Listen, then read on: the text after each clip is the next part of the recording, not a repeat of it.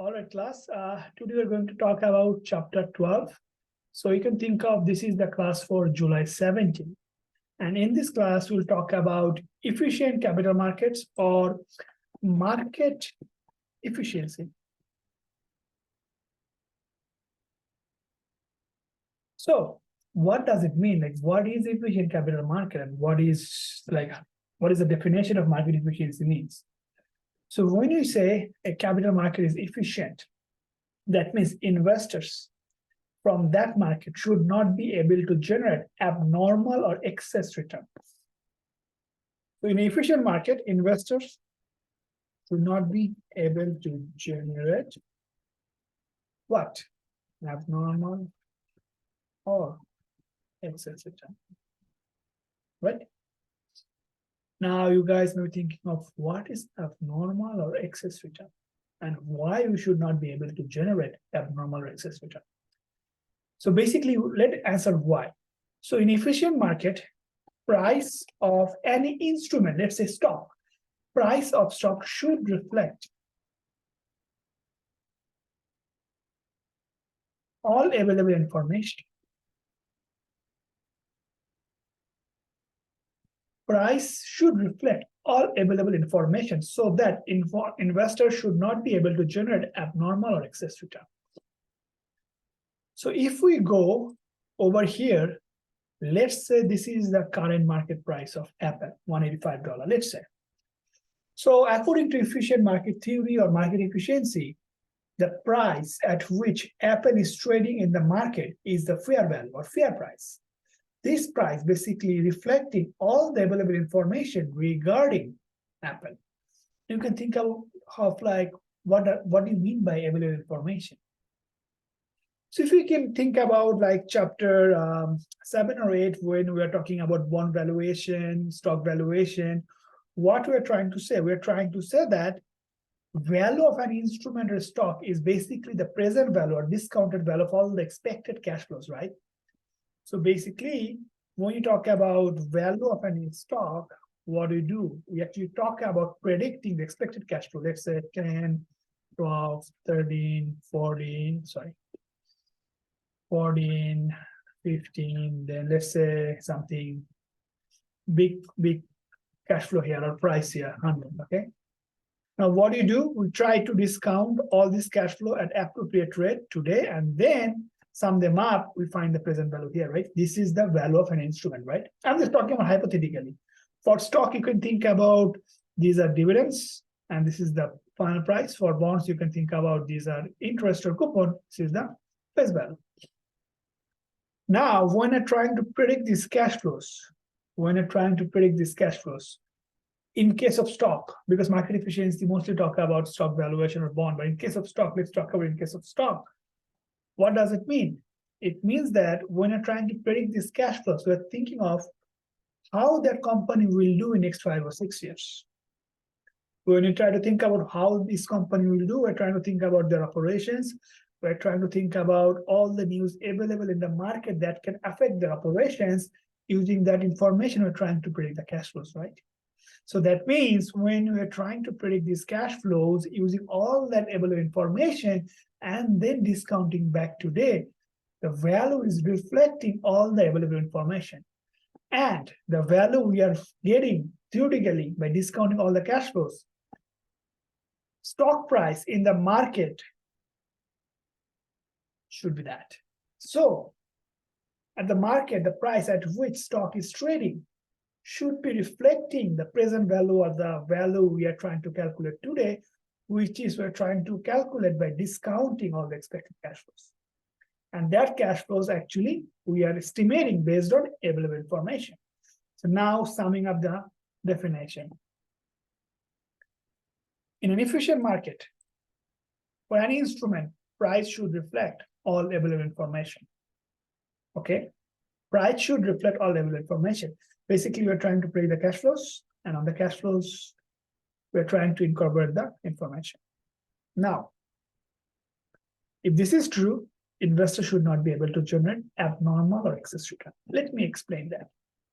So when you talk about return of any instrument, it is a combination of risk risk-free rate plus risk premium.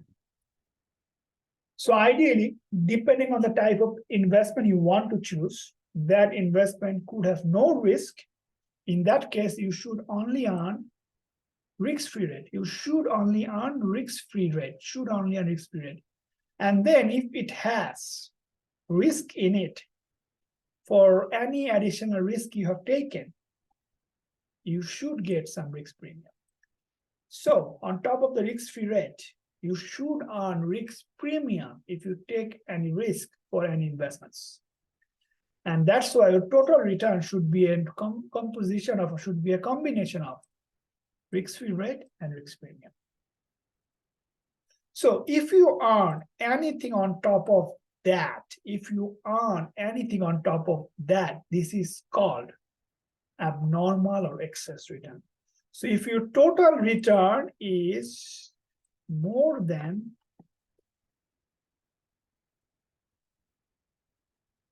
risk-free rate or risk premium, you're earning abnormal or excess return. In an efficient capital market, you should not do that. In an efficient capital market, your total return should be a function of risk-free rate and risk premium. So let's go over the slide and try to talk about that. So basically, these are some examples of real data that on an average in last 100 years, large stock earned 12%, small stock 16%, long-term corporate bond 6%, long-term government bond 6%, US Treasury bill 3.4%, inflation 3%. Now, Treasury bills is regarded as risk-free instrument. There's no risk on US Treasury bill. If that is true, we know the definition. Risk premium is extra return for taking risk, and this is the extra return on top of risk-free rate. Treasury bills are considered to be risk-free. Now, this is the risk premium. You can see that for Treasury bills, risk premium is 0 because you are not taking any risk. But for all the instrument, there is a positive risk premium, okay? Positive risk premium. So for any kind of stock, if you're earning more than the risk-free rate and risk premium, then market is not efficient because you are earning abnormal or excess return. So efficient capital market, stock price are fairly priced. That means it reflects all the information regarding the company. If this is true, you should not be able to earn abnormal or excess return. But be careful. Efficient market do not say that you should not be on positive return. No, you should earn positive return because risk-free rate is positive, risk premium is also positive.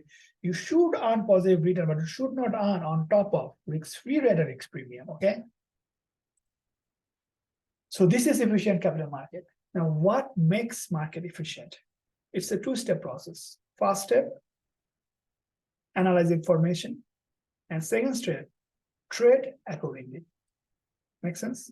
So whenever new information is coming in the market, analyze the information and then trade accordingly. This is gonna make market efficient. So this is some common misconception about efficient market hypothesis that you should not be able to make money. No, you should not be able to make abnormal return, but you should be able to make risk-free rate and risk premium. When you talk about efficient market hypothesis, there are basically three different forms of market efficiency: weak, semi-strong, strong. Okay. Now, definition or big picture are same: weak, semi-strong, strong. But depending on the different form, information level is different. So this is the same definition applicable for these three different forms, but the information level is different, that actually making the form different. So when you're talking about weak form, we are only talking about historical information. When you're talking about semi-strong, we're only talking about publicly available information. When you're talking about strong form, we're talking about both public and privately available information. Make sense? So just information is label is different, but definition is same. Now, if we move forward, price should reflect all the past information, that is historical information, okay? Price should reflect all the past or historical information. And past and historical information is basically coming from price and volume data. Price should reflect all the historical price and volume information. And this is basically weak form efficiency. So if price reflect all the information that we can gather, that we can process from price and volume, historical price and volume, or past price and volume, market is weak form of efficient. If not, if price do not reflect, you have a room to generate some abnormal return by analyzing price and volume. Market is not weak form of efficient, okay? So the definition is, if price reflect that level of information, for weak form, it is historical price and volume, market is weak form of efficient. If price do not reflect, and you have a scope, you have an opportunity to generate some abnormal return by analyzing historical price and volume, market is not weak form efficient. Now, here is the deal. If you want to analyze historical price and volume data, technical analysis is the tool. If you do technical analysis, you can process information, you're generating more than risk-free rate and the risk premium. That means market is not weak form of efficient. That's it. Same definition follows. Change the information label. When price reflect all the public level information, market is semi-strong form of efficient. You are not able to generate more than risk-free rate and risk premium, which is abnormal return. Market is semi-strong form of efficient. If price do not reflect public level information, you are able to generate more than risk-free rate and risk premium, which is abnormal return, then market is not semi-strong form of efficient, okay? Now, how should you analyze public level information? This is called fundamental analysis. If someone does fundamental analysis, processing information and finding stock through which they can generate abnormal return, market is not semi-strong form of efficient. Same definition, strong form of efficiency, all information, all public and private. Same definition, if price reflect all, market gonna strong form of efficient. If not, market is not strong form of efficient. Make sense? So this is the definition. Big picture, if market reflect all information, 3 different levels, market is that level of efficient. You should not be able to generate, by analyzing that level of information, abnormal return. You should not be able to generate abnormal return by generating or by processing that level of information. If you can able to generate abnormal return by processing that level of information, so market is not efficient. So this is all about this chapter. Let's quickly overview homework, then we should be good. So here is it. What makes capital market efficient? Two-step process. Analyze information. Second thing, trade or let's trade accordingly. That's it. Define, you know how to define, right? I'm just giving you the name, weak form, semi-strong form,